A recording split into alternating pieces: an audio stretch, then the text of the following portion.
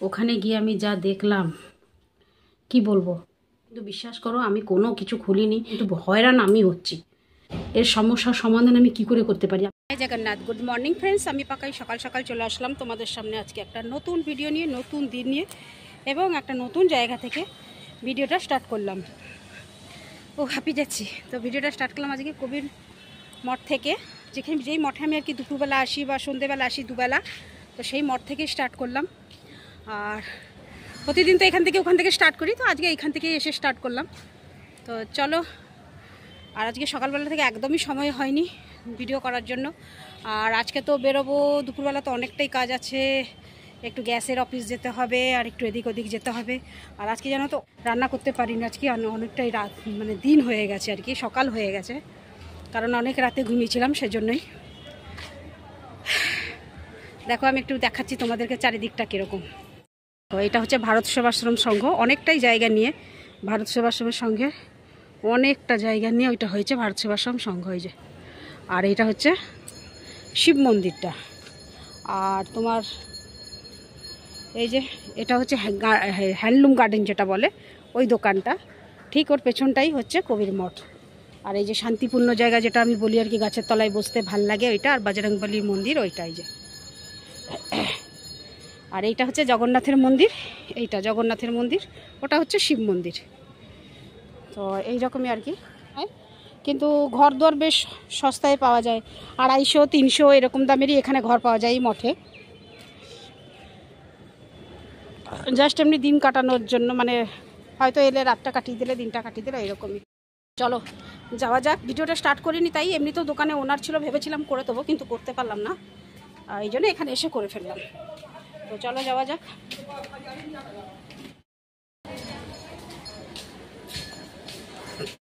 তো ফের চলে আসলাম আবার তোমাদের সামনে, দোকান থেকে চলে এসেছি। দোকান থেকে আসার পর, দোকান থেকে বেরানোর পর আর কি গেছিলাম একটু গ্যাসের অফিসে। তো গ্যাসের অফিসে শুনলাম যে ওখানে KYC কি একটা করা হচ্ছে, তো সেটার জন্যই আমি গেছিলাম। কিন্তু ওখানে গিয়ে আমি যা দেখলাম, মানে বিরাট বিরাট মানে অশান্তির ব্যাপার দেখলাম ওখানে। মানে কি বলবো, মানে আমার সঙ্গে এরকম হবে আমি কোনোদিন ভাবতে পারিনি। আমার যে আমার যে গ্যাসের বইটা, এটা আমি এখানে খুলেছিলাম,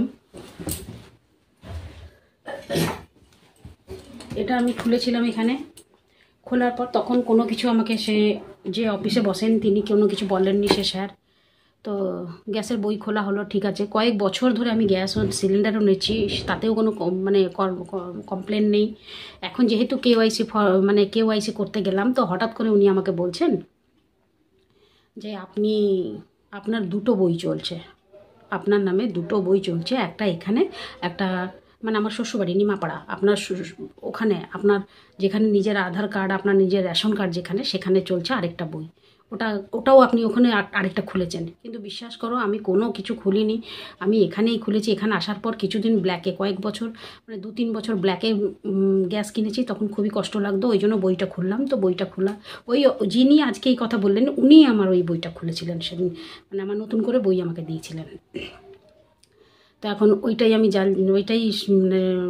প্রতি মাসে আমি ওই গ্যাস ওখান থেকেই নিই, কোনো কিছু কমপ্লেন ছিল না, কিছু অসুবিধা হয়নি। আজকে হঠাৎ বলছে যে আপনি আর নিতে পারবেন না, আপনার বন্ধ, কারণ আপনার দুটো জায়গায় এরকম। তো আমি তো অবাক হয়ে গেলাম। এবার তোমরা তো জানো যে আমার শ্বশুরবাড়ির সঙ্গে আমার একটু চলছে এরকম, তো ভাবলাম যে ওরা কিছু ফর্দারি করেছে বা আমার বর কিছু করেছে কি জিজ্ঞেস করতে। তো উনি দেখে বললেন আপনার রেশন কার্ডের সঙ্গে লিঙ্ক আছে আপনার আধার কার্ড, তো ওই জন্যই দেখুন এরকম হয়েছে, আপনার ওখানে বই খোলা হয়েছে, উনি বললেন। এবার এরা সত্যি মিথ্যে বলছে কি আমার শ্বশুরবাড়ির লোকেরা সত্যি মিথ্যে বলছে আমি কিছুই না, কিন্তু হয়রান আমি হচ্ছি। যেহেতু এবার থেকে যদি গ্যাস আমি না পাই, আমাকে ব্ল্যাকে কিনতে হবে এত টাকাগুলো দিয়ে, তো হয়রানটা তো আমিই হব না। তো এবার সেই রকম শ্বশুরবাড়ির লোকের কাছে জানাই, তো ওনারা বললেন যে না, ওর নামে ও কোনো বই খোলেনি। তো তোমরাই প্লিজ আমাকে যদি কেউ জেনে থাকো এই বিষয়, একটু আমাকে জানাও যে এতে কি করা যেতে পারে। মনটা সত্যি ভালো নেই, মানে বললাম না, যে ডাল ধরি সে ডাল ভাঙে, যখন এগাই তখন পিছাই, কপালটাই এত খারাপ নিয়ে জন্মেছি। ছি, তো চলো, এখন হয়ে গেল 3:15, একটু রেস্ট নিয়ে আবার দোকানের জন্য বেরিয়ে যাই। এখন এই টেনশানটা মাথায় ঢুকবে, কিছুক্ষণ ঘুরে বেড়াবে, কিছুদিন মানে ঘুরবে, যতক্ষণ না সমস্যার সমাধান হয়। সব সময় সমস্যা, যখন চাই না যে কোনো সমস্যা না হোক তখনই দেখি আমার পেছনে সমস্যা, পেছন ছাড়ে না আমার সমস্যা। খুব খুশি ছিলাম আজকে যে ট্রাইপডটা হাতে ধরে ভিডিও করব বলে, জল হয়ে গেল আজকে, সব সব খুশির জল হয়ে গেল। তো ফ্রেন্ডস, মনের অবস্থা একদম ভালো নেই, বেরিয়ে পড়লাম দোকানের জন্য। সত্যি মনের অবস্থা একদম ভালো নেই আমার। এখন এইটা নিয়ে আমি কিছুদিন টেনশানেই থাকবো। চলে আসলাম বাড়ি, আর এখন বাজে দেখো 10টা 5, আর আমি এসে একদম মুখ চোখ সব ধুয়ে দিয়েছি। সকালের একটু তরকারি রাখা আছে, আর ডালমা রাখা আছে, রুটিও কিনে নিয়ে আসলাম। আর মনে হলো কি বলতো, একটু লোভ লাগলো আর কি, লঙ্কার চপ, তো 2টো লঙ্কার চপও নিয়ে আসলাম, এখন একটু খাবো। এমনিতে টিফিন একটুও করিনি, কারণ আজকে দোকানে স্টাফ কম আছে, আর তাই আমাকে টিফিনও করতে পারিনি, সময় হয়নি।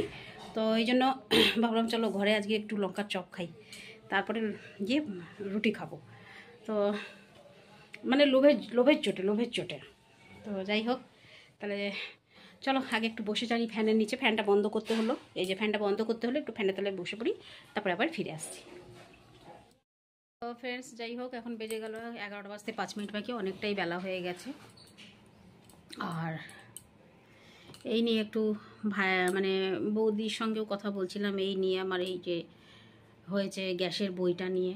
তো জানি না কী হবে, তবে আমাকে আবার যেতে হবে গ্রামের বাড়িতে গিয়ে, যেখানে যদি দেখি আমার গ্যাস সিলিন্ডার না আসলো, আমি তো বুকিং করে দিয়েছি, আমার ওটিপিও চলে এসছে, তো যদি আমার গ্যাস না দিল আমাকে, তো আমাকে রিসেন্টলি যেতে হবে গ্রামের বাড়িতে গিয়ে যেখানে গ্যাসের অফিস, সেখানে গিয়ে কথা বলতে হবে, ট্রান্সফার করাতে হবে, দেখি কি হয়। লোকে বলছে তো যে অন্যের কাছে পরামর্শ নিলাম, তো ওরা বলছে যে বই ট্রান্সফার হয়ে যাবে যদি হয়, তোর ওখানে যদি থাকে কিছু গন্ডগোল থাকে।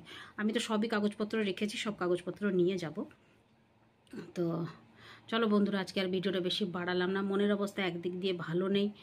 আর এমনি রাত্রেবেলা আজকে মোটামুটি দোকানে ভিড় ছিল, বেচাকেনা সেরকম নেই, ভিড় ছিল সেই কালকের মতনই ব্যাপারটা। তো চলো তাহলে রাখছি, ফিরে আসছি আবার কালকে সকালে নতুন একটা ভিডিও নিয়ে, নতুন একটা দিন নিয়ে। আশা করি জগন্নাথ কালকে, আশা করি বলবো না, ভরসাও করি, এবং জগন্নাথের কাছে প্রার্থনা কালকের দিনটা যেন ভালো যায়, সব কিছু ভালো ভালো শুনি। আর তোমরাও যেন খুব ভালোই থাকো, তোমাদের তো ভালোই থাকতেই হবে, তাই না? তো চলো আজকের ভিডিওটা শেষ করছি, ফিরে আসছি আবার কালকে সকালে নতুন একটা ভিডিও নিয়ে, কেমন? ততক্ষণের জন্য টাটা, গুড নাইট, শুভরাত্রি, জয় হিন্দ, ভালো থাকবেন সবাই। ফিরে আসছি আমি আপনাদের পাকায়।